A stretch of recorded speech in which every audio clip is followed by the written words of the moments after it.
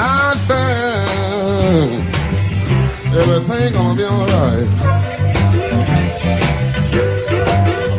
I said everything will be alright. Everything's gonna be alright. Good day wherever you're listening from, and welcome to Indoor Air Quality Radio, IAQ Radio. It's Friday, February 19th, 2016.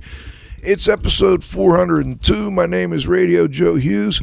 Here with me in the studio at the controls is our engineer, John. You gotta have faith. And joining me from Studio C back in McKees Rocks, Pennsylvania is Cliff the Z-Man Zlotnick. Hey, Joe. Hey, John. Hello, everybody. All right, this week we're going to interview Mason Tomaino. Hard work and taking care of customers pays off. Another business show from the IAQ Radio business line of episodes. Before we get started, let's thank our marquee sponsors. And thanks to our newest sponsor, Particles Plus. Particles Plus engineers and manufactures feature-rich particle counters, air quality monitoring instrumentation, and vacuum pump technology. Learn more at www.particlesplus.com. Count on us. JonDon Products, where restoration and abatement contractors shop. Visit them at jondon.com. CleanFacts, the number one information source for cleaning and restoration professionals. Check them out at cleanfactswithanx.com. IAQ.net and Healthy Indoors Magazine, a free online digital magazine for industry professionals and consumers. Subscriptions available at IAQ.net. Please be sure to thank our sponsors for their support of IAQ Radio when you inquire about their products or services. And last but not least, please visit the IAQ Training Institute website for the most current dates for the training you trust at IAQtraining.com. I also want to mention that we have continuing education credits available. If anybody listens and wants to get credit for the show, just email me at joe.hughes@iaqtraining.com. We'll send you a little quiz. You fill it out and get an hour of credit. All right, let's go over to the Z-Man for today's IAQ Radio trivia question. Thanks, Joe.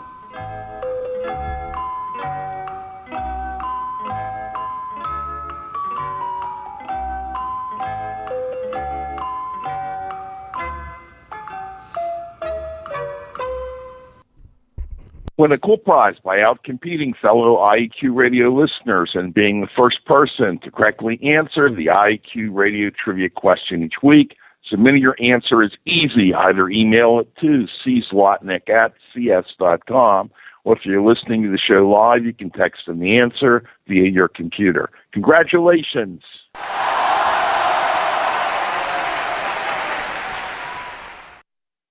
Brian Baker, Custom Vac Limited, Winnipeg, Manitoba, Canada, for the first correct answer to last week's IEQ Radio trivia question.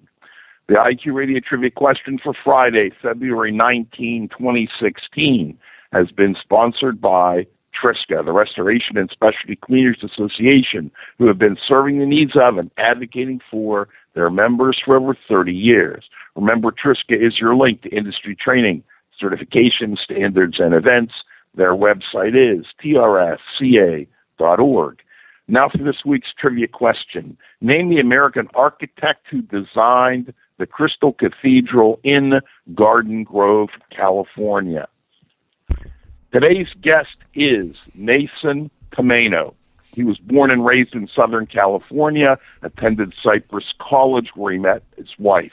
He worked at the Crystal Cathedral as housekeeping manager, where he was in charge of all maintenance and carpet cleaning. He started Alexander's Carpet Care back in 1994 and had a 7-truck operation with 17 employees. In 2004, he started a Party on Wheels limo service, having a total of 10 limousines. In 2009, he went to work for Interlink of Austin as store manager and stayed there until 2013 when he joined JonDon. He's now with JonDon as their truck-mounted sales representative. Mason is an IICRC master textile cleaner, a journeyman fire and smoke restorer, and a journeyman water restorer. How about some intro music for Mason?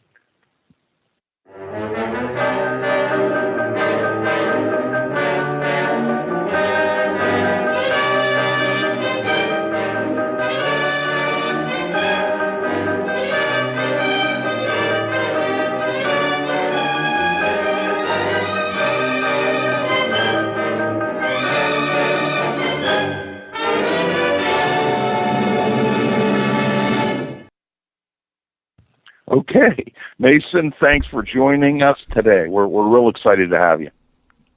Well, thank you, Cliff and Joe. It means a lot to me, and I'm excited myself. So this is a big honor. Thank you, guys. Okay. Well, anything that you did in your prior life that prepared you for what you're doing now? Yeah, I think it all goes back to when I started as a janitor at the Crystal Cathedral and started, cleaning and doing all that stuff. So that's kind of how I got into the trade, and that will kind of lead into, So how I got into the trade was I was cleaning for the Crystal Cathedral, and then they hired me as a store manager to operation manager, and I was in charge of like 43 guys, the pool guys, the ponds and the gardening and the mics and the setups. And a friend of mine, Paul Wilcox, I called him one time when we had a flood, and then he ended up coming out doing the flood for us, and he made more money in that 3, 4, 5 hours than I did all week. And I kind of said, hey, that's what I want to get into. And kind of funny story, after 6, 7 years of working, I actually ended up buying his company, and we're still best friends today. Oh, great. Yeah. Joe? I'm just checking out the Crystal Cathedral online here. I'm curious what Reformed Church in America. That's a Catholic church. Okay, just curious, Mason. What? It is now. Yeah. Okay. Yeah. It was Dutch Reformed. Hour of Power. Dr. Robert H. Schuller was the founder, and the Catholic Church just bought him out a couple of years ago. Okay. Yeah, I see. He's it was a television church across the country. He wasn't put your hands on the TV. No, that was a different guy. Ernest Angley. Like that. Ernest Angley, right. All right. Well, I assume you didn't have any prior experience in running a cleaning business. How did you learn about and get better at running and cleaning a successful cleaning business? Well, sales is all in my nature, as a kid and all. So watching my dad, so all that's in my nature and my blood. Even my brothers are the same. But really, I got involved with the very first IICRC class with Barry Costa in '94 March, and the plaque is still on in my office. And Steamway West, the Blosses, they were just awesome what they gave back to us, So that's kind of how I got into it, and just kept on taking, credit classes, and I went through college, and that really helped too. To understand your cost of operating a business. Did you take any sales training or personal development type courses along the way? That's a funny story because everyone always asks me that one. Actually, no, I haven't. But I was bred into the sales industry. As a kid, my mom had a whiteboard, and every time we ate breakfast, she would have a sales terminology of the day. And it would just be a couple words or something. But the one I remember best, it was back in 1977, so I'm dating myself here. And I was around 7, 8 years old, and it was a sales sandwich. And every day we would have something, but this is the one I remember the most. Both sides of the sandwich would be the bread. That would be positive. The meat in the middle would be negative. So positive, you say something good about a product, say something bad, and then something good again. And her example, and this is probably why I like Corvettes so much, she said, the Corvette is beautiful, and just the design, everything's beautiful. And she goes, but the bad is you can't look good you can't look good getting into one or out of one. And then she'd come back and say the good is the price points compared to the other luxury sports cars out there. There's nothing in that price point. So to this day, now I own 2 Corvettes, and I use that same terminology every day. So I love my mom and my dad for what they've instilled in me. What kind of sales was your dad in? Oh, yeah, he sold shoes, cars. The cars thing's pretty funny. When my wife and I became pretty successful, we went to a BMW dealership to buy a car, and the guy grabs the driver's license of mine so we could test drive, and he goes, Mason Tomaino, is your dad named Frankie? It's like, yeah, my dad's named Frankie. And he's like, just take whatever you want. We'll take good care of you. Don't worry. I was like, oh, great. Wow. What's going on? And my wife was kind of nervous, We were only married 10 years at the time. But being that Italian background, he didn't take no too often, and he stood his ground. And so he had a little incident at a Fiat dealership. The guy came back, wasn't too happy with him, and my dad took care of it. And then, It goes in more details. I'll give you a fast story. But the guy came back. He was upset with him. Came back with like a machete. My dad put the jacket around his arm, knocked the knife out, and sent him home in a taxi. And the cops came back, and he says, "I don't talk to cops. We're good." So, yeah, it was kind of my dad's from Jersey, so. Okay, I was wondering. You were out in Southern California at the time, though. Yeah, I was raised and born in Santa Monica, raised in Yorba Linda, but my dad was born in Jersey, and he had to work hard. He had a tough childhood, but he was a great guy. So still here today. Wow. Tell us a little bit about the market in Dallas for selling truck mounts, because I suspect that it's pretty competitive. Yeah, you would think so. We have a lot of people in Dallas. We have we have all the garage builders and stuff like that. There's like 5 of them, but it's really not as competitive as you say. I succeed even more up in Dallas than I did Austin. We got a large metropolitan area. It's probably the 6th or 7th largest city, if you do like a metro. So no, it's not really. The only time it's really competitive is when you're not on your game. So whenever I lose a deal, I put it on my board and I look by it every day, and I remember I got to go get it. So when I lose a deal, it's because of me. So I'm okay with that. I'll just struggle and do better. Cliff? That's a interesting attitude. They say that you always remember your first. Who and where was your first truck mount sale? Yeah, this is one of my best stories. I'm going to have to go. I'm going to go down in flames with this one. And so 94, I started cleaning carpet on my own with a Steamway machine. Well, in 95, I went out with a guy named Patrick Sheehan. He's still in business in California now, Western Carpet Care, and I did a demo for him. So when I took him out for the day, I'd work him. So Steamway, the bosses would call me and say, "Hey, take this guy out." I would take him out. Actually, it was Eddie Burgess actually called me, and I would take the guy out for a couple hours, and I would make him work 8 hours, buy him lunch, and make him do like 7 jobs with me, and then he would come back, and I would say, "You guys don't owe me $200 in chemical. I get free help, and I'll help you guys." And they're like, "You don't understand. Every time you do a demo, you sell the machine." So it would be a 95 Patrick Sheehan, which actually last year came to Strategies for Success in Dallas, and it was a great honor to have him meet Papa Nick and, my boss Glenn and everyone. So it was pretty cool. Okay. And I'm just curious with respect to how you obtain customers. I mean, I think Cliff has told me you kind of have a unique way of working with people and obtaining customers. Do you get most of your leads through the JonDon marketing and advertising, or do you have your own way of augmenting their marketing? Yeah, it's kind of a twist. It's a combo. It's only good with an A-B, a little jab. But the biggest thing is JonDon. I've got to tell you, Mike Cushing has been up in Chicago, has been with the company, and now like 26 years. He probably was one of the first truck mount salesmen, if not the first. We're pretty close in there. And he has sold to generations. So he sold to a grandfather, then a son, and then the grandson. So after 25 years of building and seeding the JonDon, morals and standards and how we stand up for people and how we treat people like family.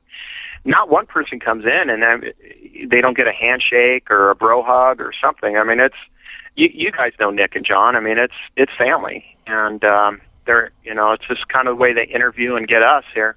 So JonDon is probably, I'm going to have to say, the biggest thing. Then I kind of change it up, and I kind of go over things with them.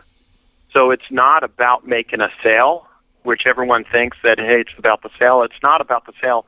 It's about the customer. Is this the right fit for them? So when they come in, it's like, let's talk about your game plan. What are you going to do? And I had actually Mohammed, a customer I sold 1.5 years ago, was going to get in the business, and he was going to buy a portable. I go, "That's great." I go, "How much carpet do you have in your house? And you're going to do tile?" He goes, "No." I go, "How much carpet do you have in your house?" He goes, "None, all tile." So it's like, well, you need a truck mount. And 1.5 years later, he's just taken off. So it's kind of more, kind of a combo, referral, repeat. I have one customer in San Antonio, bought 10 truck mounts in the past 5 years, 2 every year. So that doesn't hurt, right? No, No. not a bit. No, with respect to these gets truck a bro mounts, I'm not a carpet cleaning. I don't have a background, and I think most people think, like me, that a truck mount is just primarily used for carpet cleaning. But you just mentioned there are other things that you can do with a truck mount. You want to expand on that a little bit? Yeah, and that's the big thing is I don't want them to think they're carpet cleaners. They're service providers. They're there to help that need and want. And when I teach the class and I talk to them, I go over some of these steps. And the big thing is they really have to know that the cleaning carpet is just one appetizer, like McDonald's. I love McDonald's. I always go back there. And McDonald's sells cheeseburgers, but they actually have a lot more behind it. They probably are the biggest or the second biggest real estate owner. They sell sodas, fries, appetizers. So the carpet cleaning is McDonald's.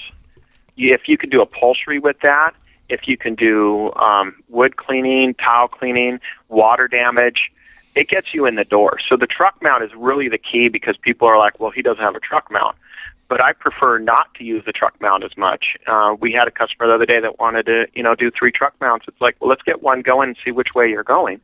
And it's more about the customer. They're at relatives and family time. You go and see them across the table. You want to see them doing well, So yeah, it's more about what the equipment can do. Diversify. Cliff?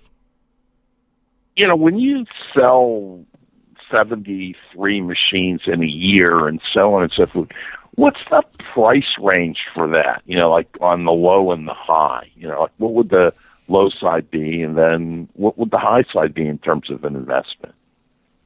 Well, the minimum investment for a top 3 brand that we sell, ProChem, HydroMaster, and Sapphire, our top 3. The base unit, introduction unit, is like $12,000. So that would be like a small little Nissan stick with no AC. And then the top of the line, BMW with windows and, heated seats, or the Cadillac version, I like to say, being Italian. The Cadillac version would be around $31,000. But then there's so much more behind it. So, it's not just that one investment. You have the installation, you have hose reels, do you need tools? So, there's a lot of packages that are probably close to, $70,000, $80,000, but it can vary. I've done them as low as, $12,000, $15,000. So they're all over the board. But it's more about what's the right tool. You can't sell from an empty cart. So Mohammed, when he bought, he right away, it's like, you need a tile tool. And he's like, well, I'm not sure if I want one. And I go, I'll buy it, and you just give me every dollar you make off it. And he goes, no, I'll buy it. So. Well, with respect, you got to clean a lot of carpet to make back, $50,000 on a truck mount. Am I not understanding things right? I get my carpet cleaned from time to time. It's not that terribly expensive, What am I missing? Well, yeah, I understand where you're going, but you got to also understand the truck-mounted unit saves time. So if someone buys a portable, and I can ride a bike for 2 hours, or I could drive a car, well, I have maintenance, insurance, and gas. What you're doing is saving labor and quality and dry time. So if you can go out and clean 3-4 jobs at $150, $200 each, you're going to be doing $600 to $800 a day. At the end of the year, it's going to be like $100,000. You deduct the car payment and the machine payment. Typically, a machine will cost you $500 a month. A van will cost you $500. So you have a fixed cost of $1,000. That might save you from having a helper loading and unloading. An employee would cost $2,000 to $3,000, and to find a reliable one. So yeah, you and the heat, you can't get the heat like you can with a truck mount, and the dry time. So yeah, I understand where you're going, but it's more a towel job could be $400, $500, $700, and you'd be there a couple hours too. Interesting. So there's more money there, especially with water damage. Yeah. Is that's that where you get some pretty nice toys? Is that a pretty common number of jobs per day? 3, 4, 5 jobs a day. Is that what you expect people to be able to do? Yeah, 15 to 20 a week is kind of my market key, where I kind of would like to see people out, 3, 4 a day, 5, 6 days a week. And you're not working 8-hour days. You're going over there, you're doing a lot of PR.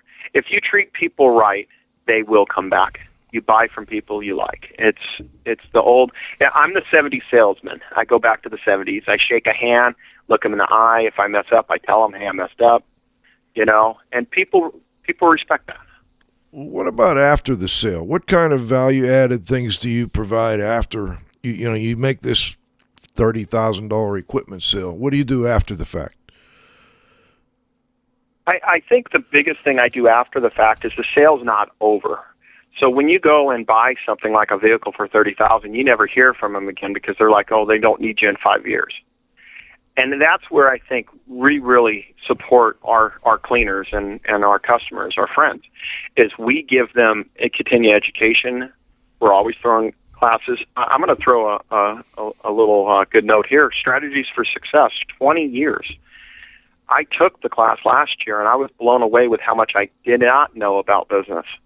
So if you keep on in front of them, I hate to say in their face, but if you stay in front of them and they know your number by heart, and you keep on helping them, support them, and just, Bill Yaden is another awesome, for me, just awesome. I'll call him up and say, hey, can this booster be used for this? Because there's so much I don't know, and Bill's with that every day. So the support from JonDon and giving out our cell phone numbers, and it's unbelievable. The supplies, inventory. Oh, hate to hear you have purchasing here, this one, but inventory is a nightmare to have all that inventory, and we have it. I mean, the biggest thing I hear everywhere is how fast they get product from us.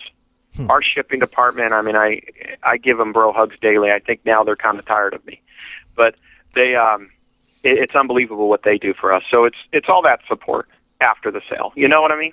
Sure. And I think you also, it's obvious just from talking this short period of time, you're enthusiastic. And I think that's contagious. If you're enthusiastic about what you do, what you sell, what they do, I think, people need that from time to time. You're out there pushing a wand for, 5 days, 6 days a week. And it's good to talk to somebody that's enthusiastic and that, knows what you're going through and is willing to help in many different little ways. One of the reasons I think Cliff was interested in bringing you on the show and the next question is, what is Mason's network? Yeah, that's before I go on Mason's network, let's go with that exact statement you said. Today is tough, so people like to see positive people. No one wants to be around, that Eeyore, that negative person. And I bring a lot of positive energy to the table. I always see the good, and it's kind of a neat atmosphere. It's just, you want to be around someone happy. You don't want to do a frown. Okay, sorry about that. I get on this happy stage, Well, I used to tell my son, if you want to pick up girls, you need to be having a good time and laughing and enjoying yourself, and they'll be there. That people gravitate toward. Yeah, and that's the biggest thing. How I met my wife. I mean, we've been married 25 years this April, and the first day I was in the class, I was unshaven, hat on, and I didn't look that good. I even took a shower, shaved, and took off the hat, put on some nice threads, and on Wednesday I asked her out, and 27 years later, I love her more today. But it is that energy. If I was, not so happy and not so positive, maybe she wouldn't be with me. Besides, I was good looking. Well, that there helps you go. So let's go back. Let's go back to the network. I still don't understand how I got on there. All of a sudden, this face thing every day kept popping up, and I'm not a Facebook person. I really don't much understand it, but I did subscribe to it. So tell our audience about it. Okay, so Mason's Network is on Facebook. It's a private group. You have to ask for it, or someone like Bill or Steve or Meg or one of the admins can accept you to be in here. And what I did is, it's been a year now. We have 3,600 members. We're in other countries. We're in Australia, Jamaica, Canada, Ireland. We're pretty stretched out. It's pretty cool. But what came about is Denver, another JonDon employee. He's in Florida now, Tampa Bay. He and I went to lunch, and I was answering 2 phones and 7 phone calls just trying to go to lunch. And Denver goes, "This isn't good for you, Mason. You're going to have to do something." So I actually give all the glory to Denver here. And so then I came up with a private group where everyone could ask each other questions. Instead of dialing the number calling, they can ask, and then when I'm free, I can answer it. then everyone else started helping, and it just took off in a positive way. We keep it clean. There's no cussing. There's no nude pictures. None of that. That's not the atmosphere. We just keep it clean, and it's an area to help that's based around carpet cleaners. So all the companies have their tech support there. Rick Aranda from Sapphire, everyone knows he doesn't sleep. I think he has hydraulics in his blood. So he always answers the questions all night long. And then we also have Doyle, Steve, and, with ProChem we have Laura. And everyone tries to help. So at midnight, if you break down, they might see their phone and try to help you. So that's kind of how it came about. Then what I wanted to do is kind of push people with, are you doing this product? Are you doing this? And what can I do to help? So it's kind of a mentoring without calling. So that's kind of how it came about. So this is a Facebook, a private group on Facebook. And I'm like Cliff. I dabble in Facebook, and we do have an IAQ Radio Facebook page, which, I could probably do a whole lot more with. How does this work? You invite people, they invite themselves, how does it work? Yeah, so what happens is if someone hears about Mason's network, they go and find it on Facebook, and then they say, we want to join, and then we accept it. Meg and Steve and all of them are a lot better than me. I accept anyone. Everyone gets a bro hug. But they're a lot better, and they see if they're into the industry, what do they bring to the table of value to help the other people. And then when we bring them in, if they act up and they're saying something that's not right and they can hurt the other guy's business or customer, then we tell them, hey, you're going to have to stop or you're gone. And that's kind of how it works. So we made up the group, and then everyone just started participating the same amount of energy. I have customers today that call me. Jeremy Adams in Austin called me. He goes, thank you, Mason. The first thing I look at in the morning, it's the last thing I look at night. My business is thriving because of it. So it's a positive place to help people. Is this similar? I know there are, for instance, mold people that have been made ill by mold in their home, and they have groups. I would imagine it's a similar kind of thing, although I've never been to one. Is that a common thing on Facebook, these types of groups? Oh, really common. So say you live in a tract, like I live in McKinney Heights. And over here at McKinney, we have a private one. So when people lose a dog, they post, hey, have you seen my dog? So you can make your own private group just for whatever works best for you. And you just see those threads back and forth. The only bad side about it is it doesn't keep it as an archive, So that's where, like a Mikey's board is really good with that. They keep it as an archive. And you can go back and see your stuff. I was listening to your radio stuff the other day. You can go on yours and listen to it. This is pretty much gone. So it's more of a daily activity to help each other. I see. But it's a good form of being positive and showing people you care and extra value. And I have people that do not buy from me. I know it's shocking. That is in the group, and they're still my friends. And is this terribly I will win them over eventually, So well, hey. It's more of a thing to help everyone. Is it a real time-consuming thing? Oh, it was. Oh, yeah. I mean, I can't tell you how many times I wanted to turn it off. But since I brought in admins are the people in charge, like another principal at the school. Since I brought on Bill and Steve and Meg, and they, Jim Martin is awesome, Sean. And since I brought them on, they're so respected that no one wants Bill Yaden to see them act up. You know what I mean? Okay. And he's the first person that will never toot his own horn, but Bill's just such a big supporter of everyone and helps them, and people want to see that they're professional, they're not acting up like children. So since Steve's another great guy that does the same, Steve Damone, he's helped so many people that people don't want to say, hey, I'm acting childish. So it's more, you know what I mean? So it's more of a support. I'm still trying to picture this, Mason. People go to Facebook on their phone or whatever, and they type in a question, a comment, something that happened to them that they want to share with the group. Am I getting it? You're getting it. So let's picture you out and you're cleaning carpets, and there's a yellow stain on the carpet. How do I fix this? You take a picture and post it. You'll have 17 to 20 comments within an hour of people trying to support you. I see. And then if your van won't start, okay, and nothing on Sapphire, but Sapphire Scientific 570 won't start, Rick Aranda might say, is your dump tank full? Did you check the flow? And then you don't have to drive an hour to a service center. You can fix it all. Yes, I tried that. What does it look like?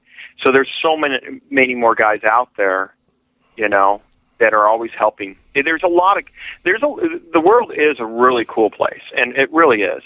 So all these people are taking time out of their day to help people, thinking, I get nothing in return. I just want to help. And then there's more people doing that. It's contagious. Interesting. All right, we've got to stop and thank our sponsors, and we'll be right back. We have an interesting interview with Mason Tomaino. We're going to be back in about 90 seconds. And thanks to our newest sponsor, Particles Plus. Particles Plus engineers and manufactures feature-rich particle counters, air quality monitoring instrumentation, and vacuum pump technology. Learn more at www.particlesplus.com. Count on us. The Indoor Air Quality Association, a nonprofit, multidisciplinary organization dedicated to promoting the exchange of indoor environmental information through education and research. Visit them at IAQA.org. Gray Wolf Sensing Solutions. We use advanced sensor software technology and embedded computers to provide superior environmental test instrumentation. Visit them at wolfsense.com. Legends Environmental Insurance Services, the experts in insurance for environmental consultants and contractors for over 20 years. Check them out at legends-enviro.com. And, of course, our marquee sponsors, JonDon Products, where restoration and abatement contractors shop. Visit them at jondon.com. CleanFacts, the #1 information source for cleaning and restoration professionals. Check them out at cleanfacts.com. IAQ.net and Healthy Indoors Magazine, a free online digital magazine for industry professionals and consumers. Subscriptions available at IAQ.net. Please be sure to thank our sponsors for their support of IAQ Radio when you inquire about their products or services. Okay, we're back with the second half of our interview with Mason Tomaino of the JonDon Dallas office. And Mason, before we left, we were talking about your Facebook, I guess it's a group, the Masons Network, and I was talking to my engineer on the break because he's younger than me and he understands these things a little better than me. But one question I couldn't quite get figured out is, okay, I do indoor air quality work, and I'm sure there's probably a group like this on Facebook for people who do indoor air quality type work. How do you find these groups? Do you go into Facebook and do you type in a search or something like that? Exactly. So you would just type in indoor air quality, and there might already be a group for that. Okay. But you don't do that really. You're not finding people that way. Yours is more of a referral type thing. Referral recommendation. Yeah. So if you go into any place and someone's like, hey, if you're having a startup, you need to get on this network, and then we get a lot of referrals that way. And is there advertising on there too, or does JonDon have an ad, for instance? No, it has actually nothing to do with JonDon. We do have the best players in the industry from JonDon at being admins and stuff. But no, it has nothing to do with JonDon. We do keep it clean, and we prefer if you buy from JonDon because that they do support my family. But no, it's no advertisements, nothing like that at all. I see. We might do different plugs for it, of course. So when someone says, hey, where can you get this? And I'll say JonDon, of course, or show a picture of the product. But no, we have the competitors on there too. I see. That's what I was going to ask next, if you had competitors on there. And then, I guess, sure. The whole Facebook thing is amazing. It's just fascinating to me. I'm wondering what percent of your sales, your truck mount sales, if you know this, do you think comes from Mason's network as opposed to other sources? I would have to say less than 1% because at JonDon we have salesmen at all our stores, and I'm just out of the Texas store, Dallas. So I would think less than 1%. Come to my mind is Abe right now, and then Irving. So there's probably 2, so less than 1. So not a lot. it's not. But when you get more known out there, as someone, then people, build your credibility before you even shake their hand. It's not something that you're trying to get sales from. It's more of a way of helping the people you were already making sales to, and that obviously leads to other sales as well. Yeah, the residual sale always. But the big thing for me was Denver. What he did for me is just kind of free up my time. When you're selling that many truck mounts and year in and year out, I mean, in Austin, my first year down here, I sold 43 truck mounts with less than 1 million people. Unheard of. So, everyone in the country started saying, hey, who is this guy? What is he doing? So when you start doing those numbers, you have a lot of people following you.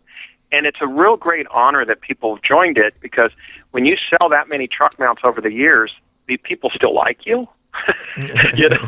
So that's really huge to hear someone, hey, thank you, and all the support. And that's just kind of what, the JonDon values are, so it's really a neat thing. All right, Cliff, go ahead. Yeah, let's shift. Let's talk a little bit about what you do after the sale. Are there any notable things that come to mind where you did something special after a sale for someone who may be struggling? Yeah, almost. I can't tell you how many sales I do crazy stuff, but Ed Doss, he is a carpet repairman, Dallas Carpet Repair. And he was just getting into carpet cleaning, bought a big rig and big truck, and I went out and door knocked with him, and that was just a blast. Glenn Gord, my boss, and probably by far one of the best bosses I've ever worked with, just as a team player. And I go out and door knock, and he goes, Mason, I hate to be that customer that says no to you. And we door knock. This is a real fun experience, because you got to think outside the box. You got to treat people, look them at the eye, and be sincere. You lie to them once, you're done. So we went out, door knocked 3 hours, got $600 in work. And let me ask this. Old school. Go ahead. Any other ones? Oh, okay. Now, June's a great story. Magician carpet cleaning out of Dallas. And what I did for him is I got him 2 accounts, a property manager and another one that cleans like treadmills and stuff, before he even had his machine. So June, we went to the property manager, and he's like, the lady goes, oh, I'll give you some work. And he goes, hold on, I don't even have my machine yet. So I'm always, the very best one, Tommy in Louisiana, a good friend of mine. He was struggling, and I try to keep in touch, and that's where I have a lot of integrity, and people, if you're on my side, I'm there for truth, but if you're not, I'll put up a wall. But Tommy was struggling, and I knew he was struggling making his payment. I 8 a.m. got to the office and cold called his area and got him property managers. To this day, 2.5 years later, he still has a machine. Since I've worked for JonDon, I have not had one repossession. I've had people not make it and sell it, but I haven't had one turn in their loan or the bank go after it. Is that pretty common in the truck mount world? No, not common at all. The repossessions, I mean, are they? Do you get them from time to time? Yeah, I would think there's quite a bit, and it's different areas of the country. Mm-hmm. But I would think that maybe 10% or something, not 50. So there can be, if you don't have the systems in place. Let's understand, most of these carpet cleaners that I deal with a lot work for Cliff as a company and said, well, geez, he just made $200 in an hour. I want to go do that. But you have to have a business plan. You have to have a mission. You have to have system in place, and you have to be disciplined. A lot of people cannot be self-employed. True. And I size them up. I lose sales because of it. And it goes back to Dave Howard at the company. I was telling him there's a customer in here, I didn't feel the motion. And then he told me about a guy, and this was like 20 years ago, and he told me about a guy who was going to get in the business a year later, sell the machine, and he was tossing a new one and a used machine, and he's like, you're better off with the used one. And it's still a joke through the company because he gave away a sale, Mm-hmm. But that's the integrity that we do have, all of us. And if you take us out of this atmosphere, we still have that. They recruit that. You've been to JonDon's. It's, Nick and John, it's contagious. Well, what do you prefer, working with newbies in the business or people that are, have been around forever? Yeah, I love newbies. They're like clay. They by far the hardest to work with. I mean, they don't even understand a jet or dilution. They're like, what's 1 to 4, and it's like, oh no, not this again. No. So broken record a lot. But no, I prefer it because they're like a deer in headlights. They're just going to absorb it like a sponge, and just the energy and excitement. And you don't want them to fail. So if you can get a new and really guide them and throw them other people, and like a lot of people look at carpet cleaners as competition. I look at them, no. Every corner has 3 gas stations. I mean, come on. If there's a need, that's good. If there's a lot of carpet cleaners, that means there's someone needs that service. Let's go. Yeah. And then you become friends with them. Pat Sheehan in California in '95, we're still friends today. We tossed work back and forth for 20 years. So actually 15 years. But yeah, so the new one is a lot of work, and it's what I prefer. What's encapsulation cleaning for listeners? I know that's fairly fairly popular today. I hear about it, encapsulation carpet cleaning, and does that type of carpet cleaning threaten more traditional hot water extraction type cleaning? Well, encapsulation cleaning is basically like and encapsulates the dirt and then you vacuum it up, or a dry cleaning process like a bonnet. It is needed. And being a truck mount salesman, you're like, wow, he just said that? No, it is needed. It is a great process, especially for a commercial low pile, a carpet tile. It is a needed process out there, but also a truck mount is too, because it's a 1-2 punch. It's another tool in your tool bag. The carpet mills around 8 years ago used to say that if you encapsulate the carpet, the next cleaning or the second cleaning would have to be hot water extraction. And now it's, I think, every 3 or 4, then hot water extraction. So it's a 1-2 punch. You need both.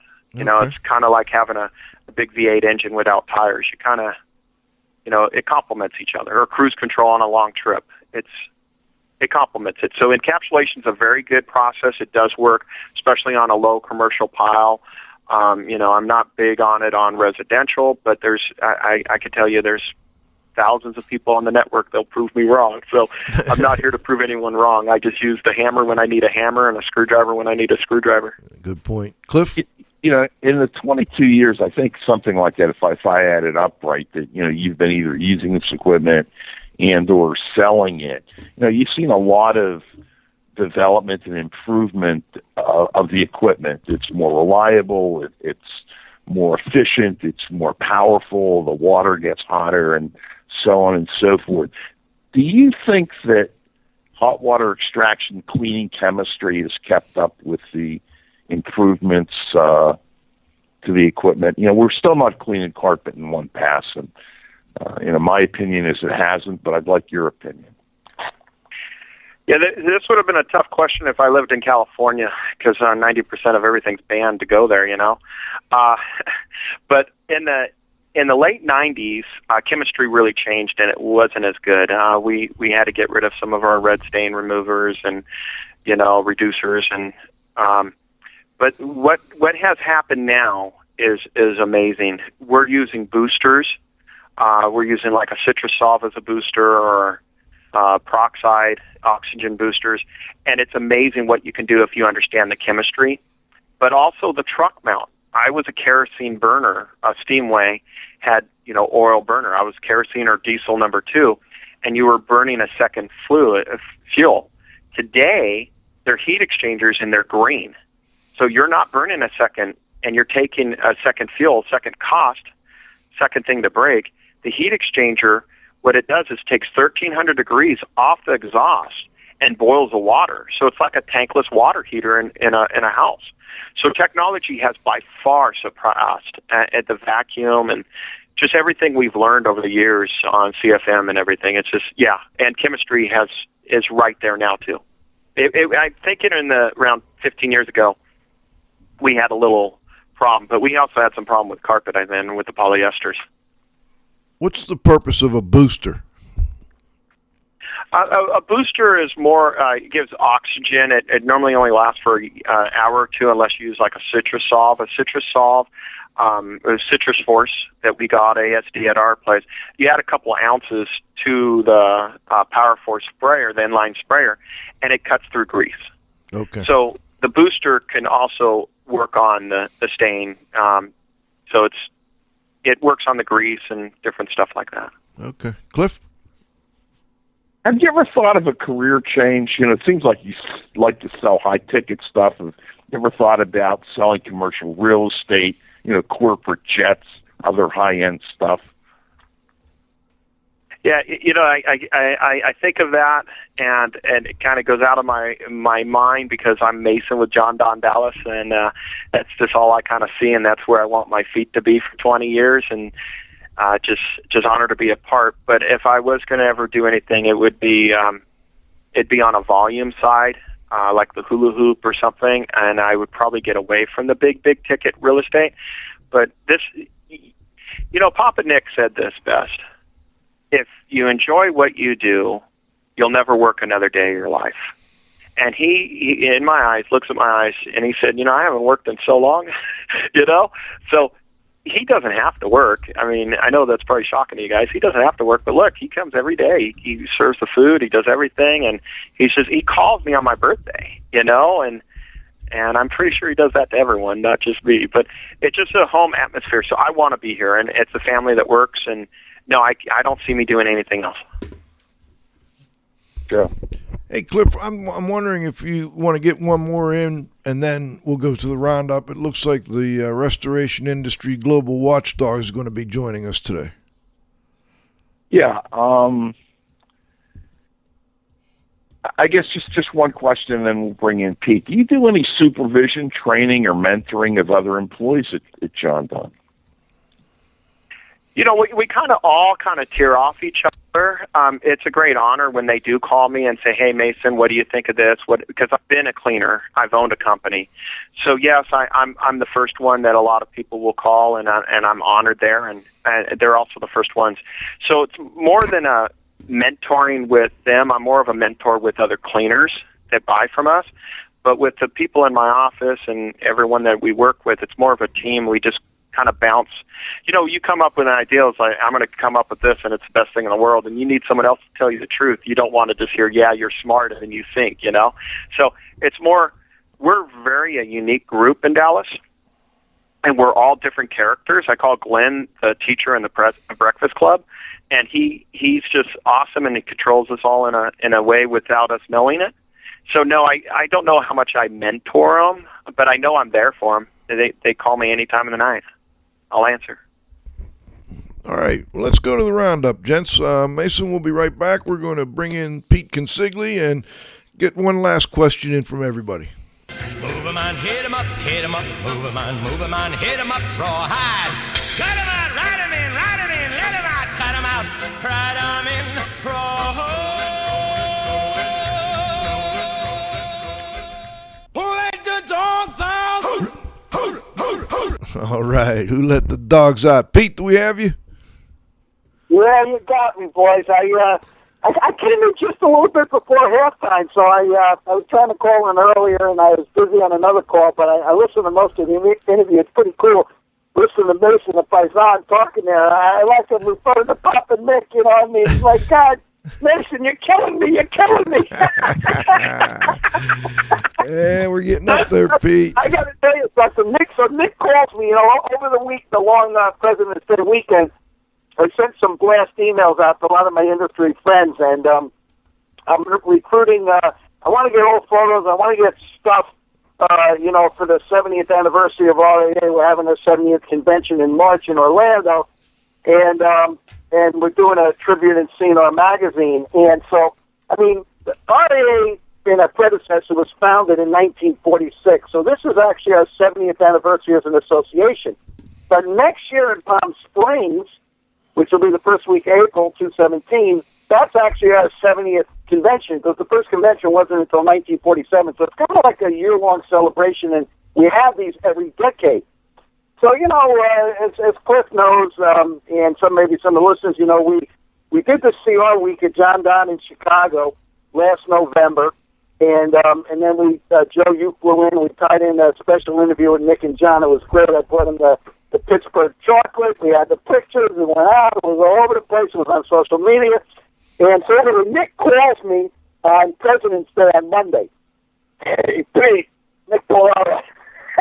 I say, hey, Nick, how you doing? He goes, listen, I'm going to mail you the pictures. I got pictures. I got to mail them to you. Give me the address. So anyway, he mailed the pictures, and I think they were probably doing yesterday. I got to go down to my P.O. box and pick them up.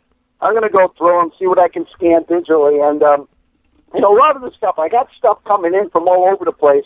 And it won't all get into the March issue, but I was kind of figuring, Cliff's on the editorial committee and the magazine editor and whatnot. And I'm thinking, we could probably, every month we could do a little throwback something and put a little something in there as kind of part of the celebration. Anyway, those are my ideas. Those are my thoughts. Sure. Of course, it has to go through a consensus group. It's not like I'm the king and I could just make all these decisions. But, I got plenty of ideas. But, on a serious note, listening to Mason talk, really struck a chord with me. He's part of the new Young Turks, the next generation.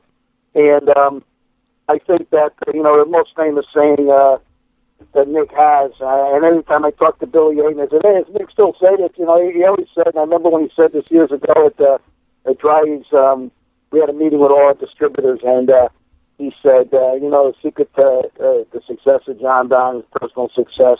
Him and John is that they don't do business with friends; they make friends out of the people they do business with. And quite frankly, as Billy Yaden says, "Oh yeah, he only says that every day." And you can hear that in Mason's voice when he talks about how he works with customers and now the social media impact and all that. I think it's exciting. One of the things that just hit early this week, that CNR has their annual, their bi-monthly CNR electronic newsletter. They started a new group called the Young Restorers Professional Committee, and these are the new Young Turks, and they're actually having a roundtable meeting at the convention. Mason and Howard suggested you or some of the other younger JonDon people happen to, be in town early enough, setting up for the exhibits, and you'll be there. You may want to check that out. I think it might be on the website, and I think that'll be great. So I do have one question for Mason, and I've been thinking about this for a while. And maybe Cliff wants to weigh in on this too.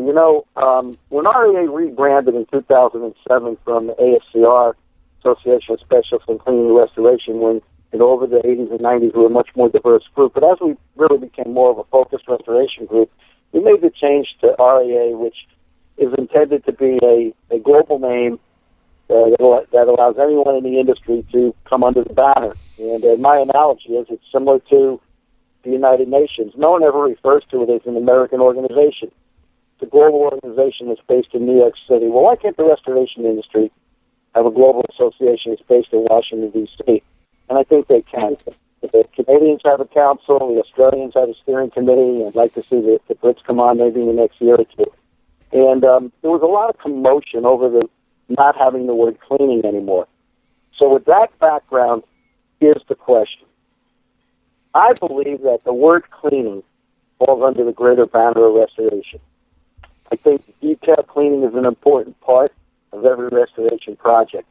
Just recently, last week, in R&R magazine, there was an article that talks about the difference between carpet cleaning and carpet restoration. And quite frankly, the rug cleaners, the carpet and upholstery cleaners have been using the word restorative cleaning versus maintenance cleaning, normal cleaning for many, many years. And I just think there was a lot of drama over taking the word cleaning out, but I get it and I understand it. It was an emotional thing. And so I'd like Mason and Cliff's input on what the connection is. Am I just out of line on this thing or what? I mean, cleaning, restoration, under the banner. The business of restoration is different, but I think that carpet cleaning uses the word restoration quite a bit, and it's a part of that trade and that segment of the industry. So anyway, those are my comments. That's my question.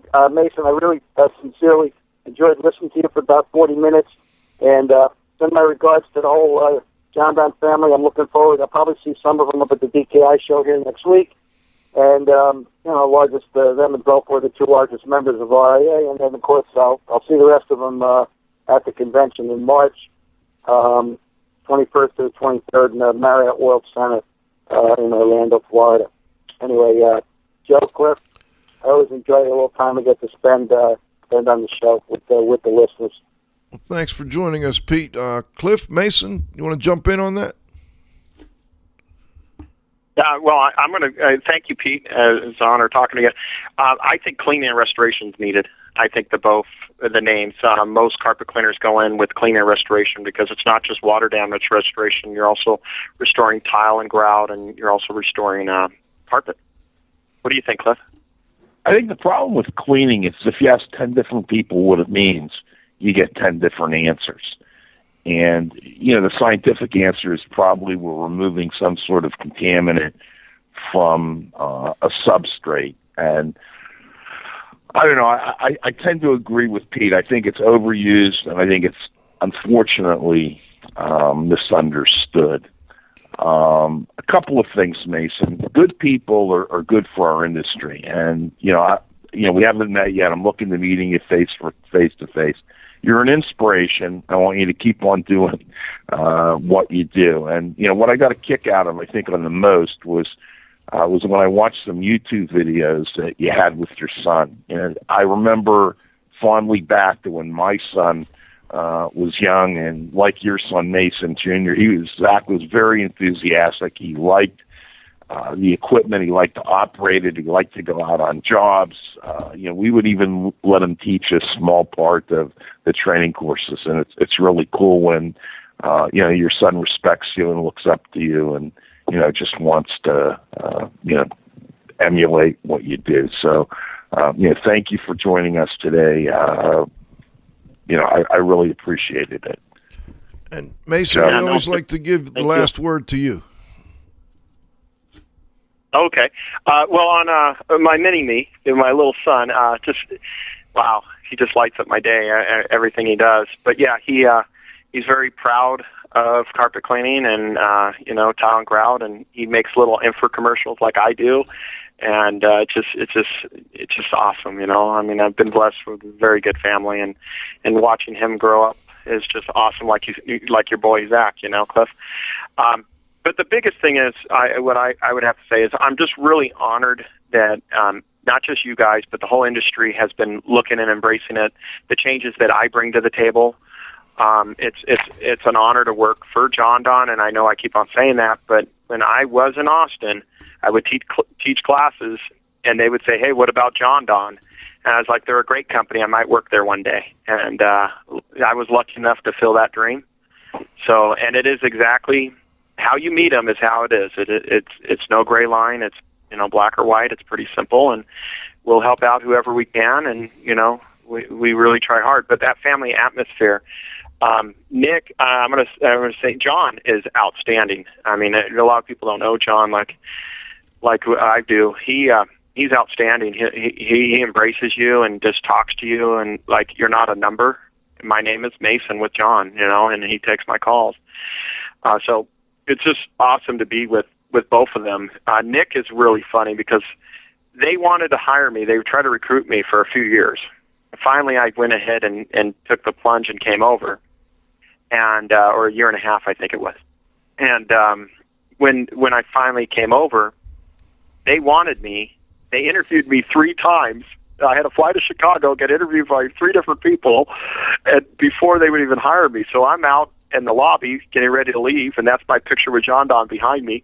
And I'm getting ready to leave. Nick comes in. I go, "Hey, Nick, how you doing?" He goes, "Hey, Mason, how you doing?" And I was like, "I'm up here for a job interview. Can you give me a good word?" He goes, "My word's not any good around here." So it's just awesome to have that humor that he has, that passion. And, I share a lot of that they do. So it's just living the dream. Having my wife to support me with the kids, I can't tell you. I mean, I live in Austin. I drive 3.5 hours to go to work, and she believed in me, and they believed in me. So I have a Kool-Aid smile right now, I guess I would say. Fantastic. Well, this is Radio Joe saying thanks to this week's guest, Mason Tomaino. Well, it was an interesting interview. Cliff, as always, thanks for pulling this one together. A little different twist on things this week, more of a business-related show, which we get good good feedback on. I want to also thank the Restoration Industries Global Watchdog, Pete Consigli, for joining us at the controls. John, you got to have faith. Most importantly, our growing group of loyal listeners out there. Please come back. We have, by the way, next week we've got Dr. Jim Newman on. He did one of the keynote presentations at this year's IAQA conference. Cliff attended that and said, we've got to get him on the show. So we're doing that next Friday at noon when we come back for our next episode of IAQ Radio.